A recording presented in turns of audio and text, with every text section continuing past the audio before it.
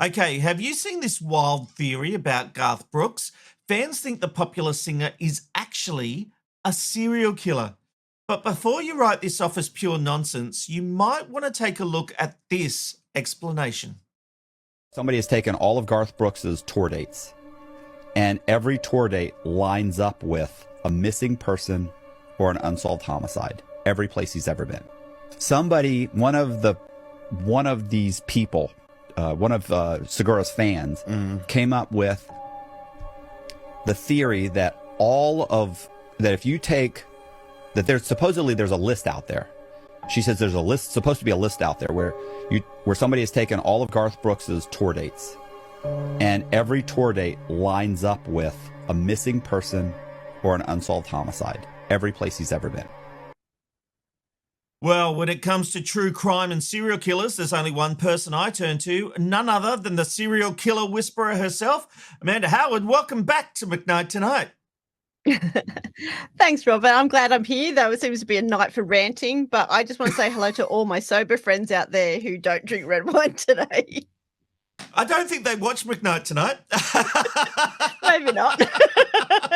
No, they do. They have a lovely cup of tea. Okay, Amanda, what do you think about this serial killer theory? Is Garth Brooks a serial killer?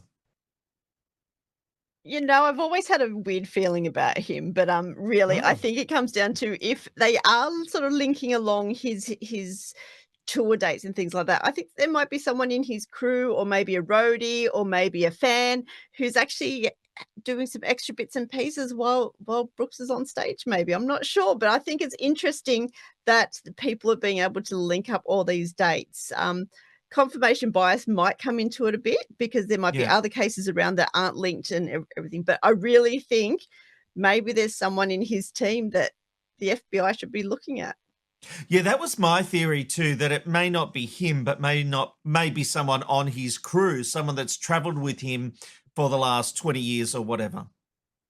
Yeah, I mean, there's diehard fans too that follow him around from coast to coast. So I think it could be possible that that he might know. Or are they the eyes of a killer, Amanda? Are they the eyes of a killer? When he went through that whole time that he played a character and he was an Australian guy and all of that, it's just like, maybe he was trying out to see what would happen if he did go undercover and decide to be this mass serial killer. I'm not a Garth Brooks fan, but I have a vague recollection of that. That is a little unhinged, isn't it? Well, serial killers aren't known for being like hinged.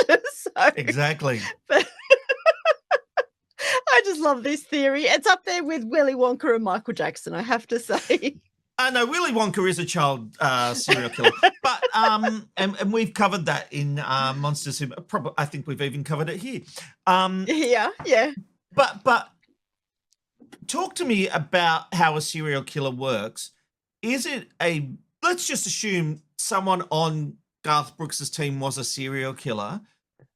With this theory that's coming out now and all the internet, how it's going viral, would that stop them? Would they go into hiding for a bit? No, because they would think that it is so preposterous that people wouldn't really believe it, so that they could continue to kill, because they would go, there is no way that the FBI are going to start looking at people on Garth Brooks's team or the groupies that follow him around. It is just going to be that, someone's sort of caught on, but there is absolutely no way that this would stop them. So I think FBI, Interpol, everyone should be at Garth Brooks' next concert and just sort of like spread out from there and just watch to make sure that someone doesn't die for a change, maybe. Yeah, but I didn't think they'd be dying at the concert. I thought they would have, in their downtime, pop off, kill a person and get back to rehearsals. Yeah, but you would start from looking at people that are at the concert, like, at rehearsals and things like that. And if someone sort of has to dash off and then suddenly there's a dead victim like down the street or something, then that's where you would start. But I think it could be that it's just this crazy coincidence, I'm hoping. But, if I was in the FBI, I'd be sort of thinking, well, maybe we need to look at this a little bit closer. But you know, there's too much coincidence for it to be coincidence, if that makes sense. It's a bit spooky, actually.